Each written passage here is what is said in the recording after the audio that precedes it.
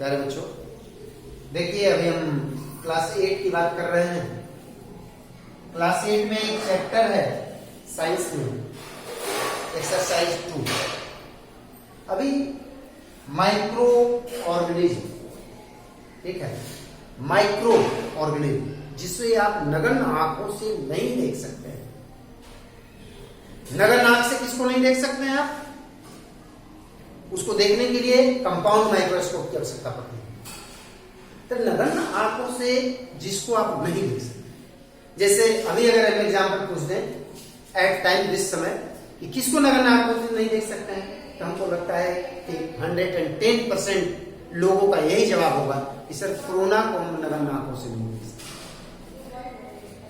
तो सही बात है, कोरोना भी एक प्रकार का माइक्रो ऑर्गेनिज्म।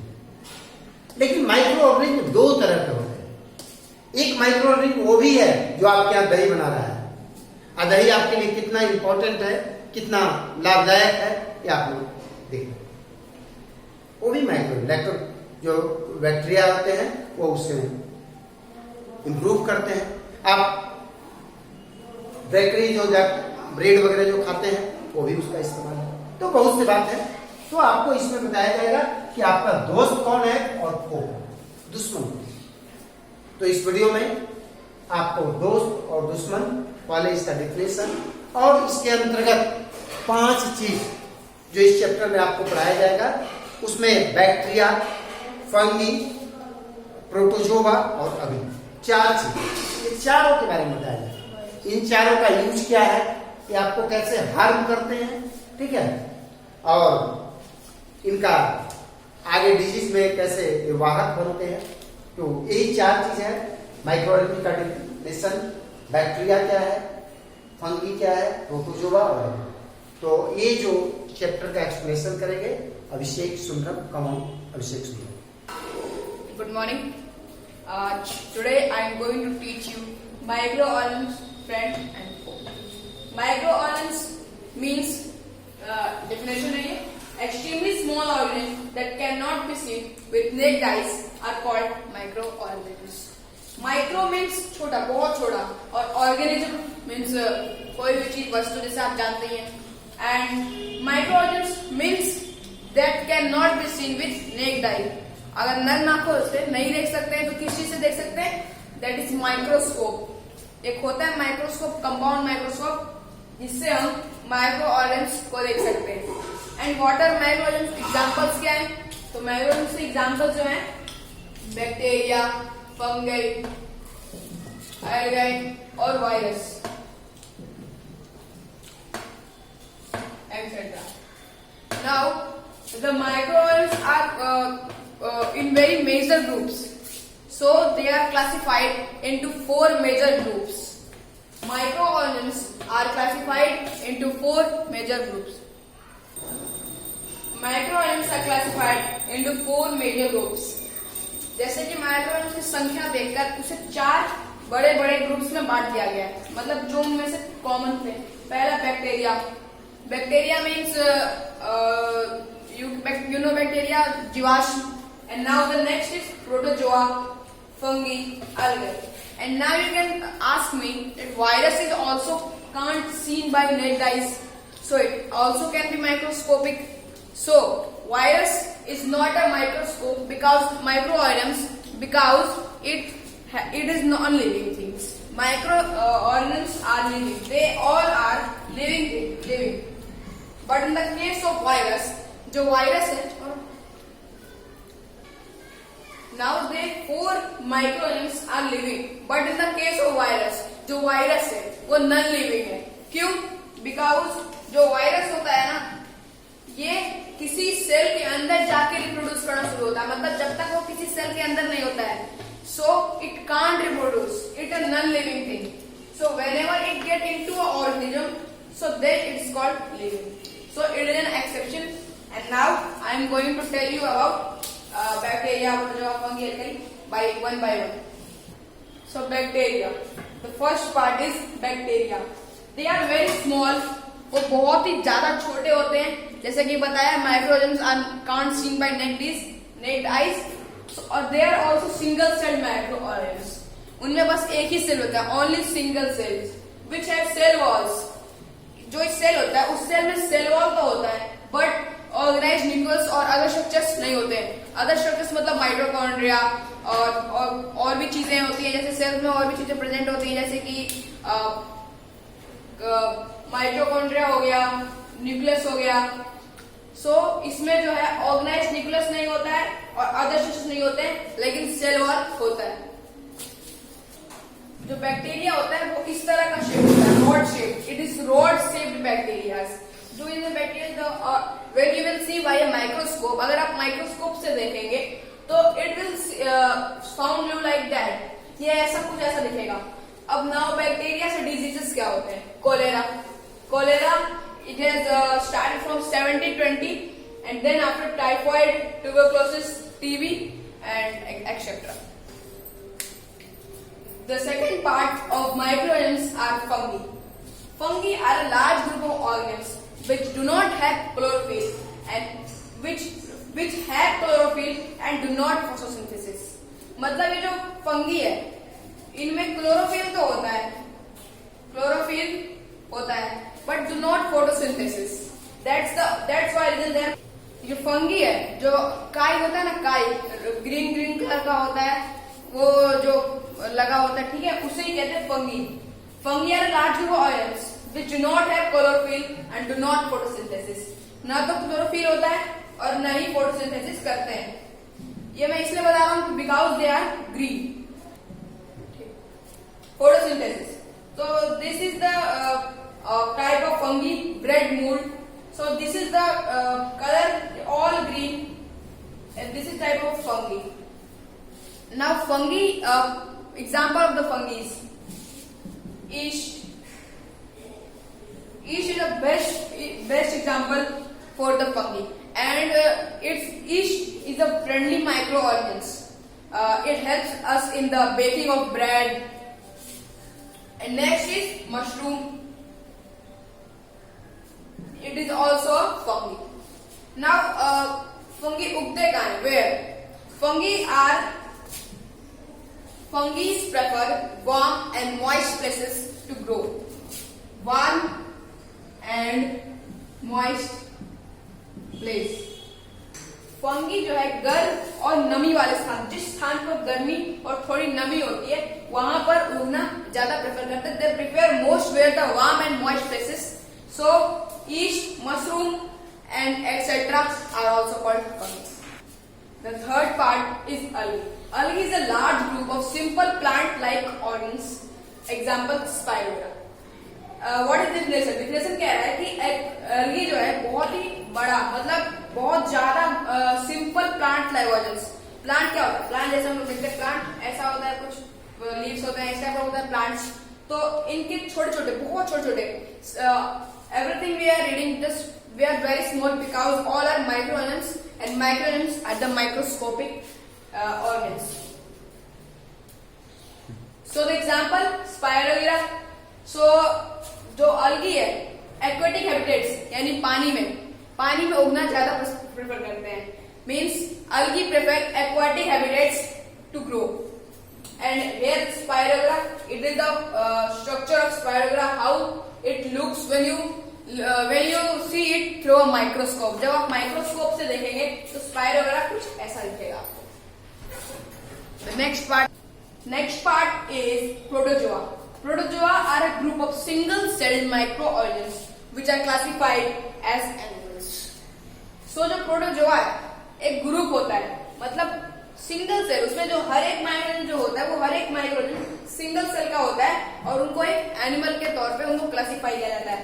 अगर हम एग्जांपल लें तो एग्जांपल हो जाएगा प्रोटोजोआ का अमीबा। अमीबा ये सिंगल सेल ऑर्गेनिज्म। फिर उसके बाद एंटा अमीबा, और इसका एक अच्छा एग्जांपल है Plasmodium.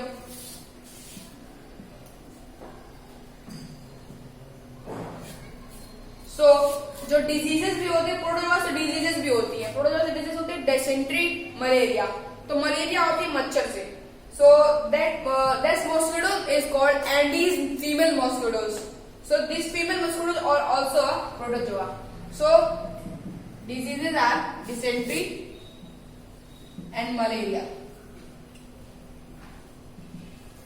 These are the diseases caused by protozoa. So it is a microorganism. It's not a macroorganism. ये जो वायरस है ये microorganisms नहीं है because it's non-living. So at the definition they are the smallest microorganisms which can develop only inside the cell of host organisms. Let us know that it's a virus and it's a human body. Is it? It is very small. After when you see by a microscope, it will look through it. Is it clear? मतलब microscope से देखने में ऐसा दिखेगा. It is virus. Now it is non-living. When it get inside your body, जब आपके body में जाता है किसी भी चीज से, आँख, नाक, मुंह, किसी भी चीज से अगर आप किसी भी तरह से it gets into your body, it will start reproducing. It will start reproduce itself. And because of this, it get living. पहले ये नॉन लिविंग था, लेकिन आपके सेल, आपके बॉडी में जाने के बाद यह लिविंग बन गया. So it is very harmful disease, and it also cause very harmful diseases like HIV, cold, influenza. Too many diseases are caused by virus, and every them are caused by simple air or disease carriers like housefly, mosquitoes. तो जैसे कि आप समझ गए क्यों इसे micro organisms के रूप में रखा क्यों नहीं गया, because it can only reproduce inside the host cell. So diseases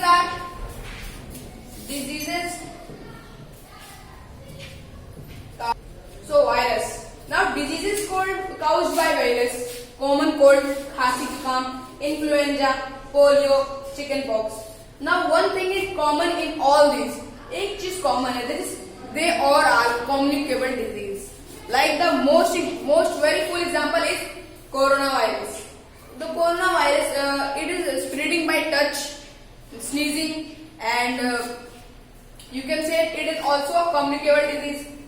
So we can also say that coronavirus. So there are too many diseases like HIV are also caused by virus. Lactobacillus bacteria, सबसे पहले friendly bacteria में नाम आता है lactobacillus bacteria का. तो आप समझेंगे क्या है lactobacillus bacteria. So the curd, दही जो आपके घरों में बनता है, the curd which is found in your homes, it very useful for the जो कर्ड है it is helpful against pneumonia. जो निमोनिया डिजीज है उसे प्रिवेंट करता है. It is very when you will eat curd, अगर आप खाओगे दही खाओगे तो निमोनिया आपको चांसेस कम है कि नहीं होगा. ठीक है. सो होता क्या है, जैसे कि कर्ड में पहले से ही जो बैक्टीरिया है ना, इसमें पहले से ही लैक्टोबैसिलस बैक्टीरिया होता है कर्ड में. सो अपने घर में देखना how the curd is form. थोड़ा दही बच जाता है, जिसे जोरन कहते हैं. ठीक है. इसमें दही बच जाता है, उसमें दूध डाल देते हैं. ठीक है. तो जो इसमें जो लैक्टोबैसिलस बैक्टीरिया पहले से जो दूध होता है, दूध में बहुत थोड़ा स्मॉल अमाउंट ऑफ दही डालते हैं, और उस दही में पहले से क्या होता है लैक्टोबैसिलस बैक्टीरिया. सो यहाँ पर रिएक्शन करने के बाद पूरा दही बन जाता है. And how it is the curd is form. So here you got how curd is form. The next helpful microorganism is now the second friendly microorganism is yeast. Yeast, how it is helpful? Yeast जो होता है it is a raising agent. It is called raising agent. It is called raising agent. So the yeast, सबसे पहले क्या होता है, yeast जो है, yeast convert कार्बोहाइड्रेट को डव में बदलता है. मतलब डव क्या होता है, कार्बोहाइड्रेट इनटू डव. ईस्ट का काम क्या होता है, कार्बोहाइड्रेट को डव होता है. मतलब इसका नॉर्मल जो काम होता है,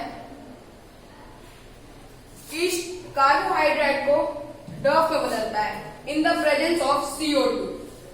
in the presence of CO2. और उसके बाद जब जो भी हमारा ब्रेड है, केक है, कुछ भी है, वो जब बेक हो जाता है, फूल जाता है, then the yeast dies. So once the cake is baked or the bread is baked, the yeast will die. So no matter but only जो क्या हुआ, हमारा ईस्ट का स्वाद भी नहीं आएगा, बट ईस्ट जो ब्रेड था उसको नॉर्मल से फुला दिया है और खुद मर गया, मतलब it is not harmful to us and only helpful to us. Friendly macroorganisms is fermentation. Fermentation is a process of conversion of sugar into alcohol by the action of yeast is called fermentation. You can write the definition. The definition is the process of conversion of yeast.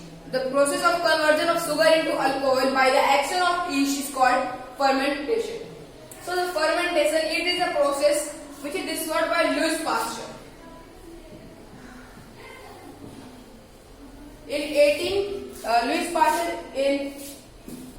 Lewis pasture ने इसे discover किया था 1857 में. इस process में क्या होता है, जो शुगर होता है, शुगर को अल्कोहल में बदला जाता है by the help of east. तो ये पूरा प्रोसेस होता है ना, ये पूरा प्रोसेस एब्सेंस ऑफ CO2, मतलब CO2 के एब्सेंस में होता है. ठीक है, सो CO2 नहीं, इसे ऑक्सीजन, एब्सेंस ऑफ ऑक्सीजन. ठीक है, absence of oxygen the whole process is done, मतलब ऑक्सीजन के बिना पूरा प्रोसेस होता है.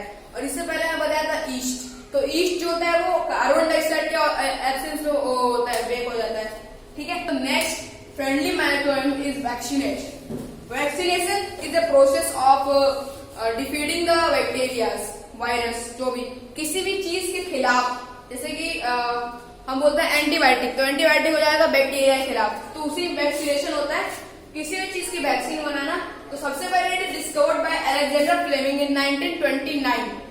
वैक्सीनेशन मीन्स रोग प्रतिरोधक क्षमता. एंटीबायोटिक, इट इज द रोग प्रतिरोधक क्षमता. It is discovered by Alexander Fleming in 1929. It is discovered serendipity. Serendipity means होता है गलती से. ठीक है, by any mistake. He was experimenting something else. He was experimenting of yeast and influenza virus. So then he discovered the antibiotic. उन्हें पता है कैसे लगा कि it's antibiotic. उन्होंने देखा जो बैक्टीरिया के साथ it react कर रहा है and it is killing the bacteria. So it is the end. So तब 1929 में सेरेंडिपिटी मतलब गलती से एंटीबायोटिक का खोज हुआ. No, what is vaccination? Vaccination is discovered by Edward Jenner in 1798. So it is 2 yearly. Vaccination was discovered 2 yearly. It is discovered for polio or cholera. तो antibiotic में 2 पार्ट आते हैं, एंटीजेन और एंटीबॉडी. ठीक है, तो एंटीजेन जो होता है it is causing disease various. It is disease causing virus. ठीक है, इट इज ये जो होता है इससे डिजीज होता है, एंटीजेन से डिजीज होता है, इट काउजेज डिजीज. एंड जो एंटीबॉडी है it protects us from the disease. It protect us from antibody looks like something, कुछ ऐसा दिखता है एंटीबॉडी. ठीक है, तो जो जैसे भी हमारे शरीर में कोई भी चीज वायरस जाता है तो उससे लड़ने के लिए हमारा शरीर एंटीबॉडी बनाता है, तो उससे जबकि उस एंटीजेन से हमारा एंटीबॉडी लड़ सके. और यही होता है एंटीबॉडी जिससे कि एंटीजेन लड़ता है. सो अब फ्रेंडली खत्म हो गया हमारा. अब harmful micro organism. The harmful microorganism which causes disease is called pathogen. So pathogen, जो भी माइक्रोऑर्गेनिज्म डिजीज कॉज करता है उसे कहते हैं पैथोजन. तो सबसे पहले जितने भी पैरासाइट होते हैं ना, जितने भी मोस्टली पैरासाइट्स आर पैथोजेंस. ठीक है, एक तो ये हो गया पैरासाइट जो है उस लगभग पैथोजन होते हैं. फिर अब मैं आपको बताऊंगा diseases in plants and animals. जैसे कि only we are not caused by disease, बस हमें कोई डिजीज नहीं होता है, there are also plants and animals, उनको भी बीमारियां होती हैं, उनको भी डिजीजेस होते हैं. तो diseases in plant and animals. ठीक है, तो diseases in plants are rust of wheat,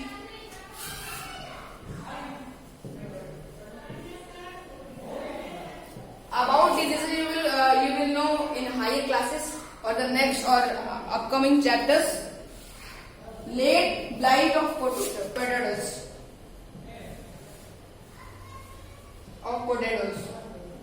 These are some diseases in plants and animals. Rust of wheat, late blight of potatoes, citrus canker, powdery mildew, anthrax, black water, measles, chickenpox.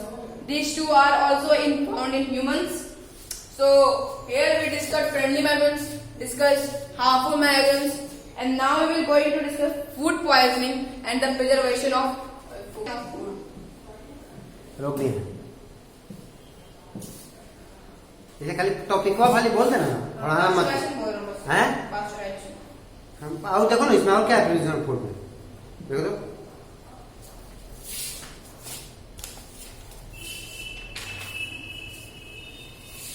देख देख के बता देता हूँ हाँ देख देख के बता देता हूँ हाँ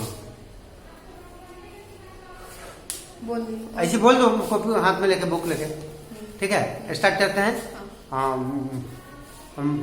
बस स्टार्ट करो So preservation the method of preservation. रोक नहीं रोक मुँह कर तो अच्छा नहीं लगता है कथी लेके बोलो हाँ देख को नीचे रख के देख के बोलो हाँ नीचे यहाँ से देख के बोलो ठीक है बस पास्चुराइजेशन पढ़ा रहा है ना हैं एक बार ठंडा क्या जाता है फिर पास्चुराइज क्या होता है मिल्क की हीट बोलो ना भाई पहले दूध को गर्म कर दिया था उसके बाद फिर उसको कूल किया था इसी प्रोसेस को पास्चुराइज करते हैं नाउ ये जो है लुईस पास्चर के द्वारा डिस्कवर किया गया था इसमें होता है क्या सबसे पहले 70 से 150 डिग्री सेल्सियस तक उसे गर्म किया जाता है ठीक है फिर उसके बाद उसको तुरंत कूल किया जाता है जिससे कि उसके दूध की सारी बैक्टीरिया मर जाए ठीक है और होता है preservation of food by packing air tight packets मतलब उसे पैक करना हो जाता है ठीक है अब लास्ट में आता है पूरा नाइट्रोजन फिक्सेशन ठीक now the topic is nitrogen cycle सबसे पहले एटमॉस्फेरिक नाइट्रोजन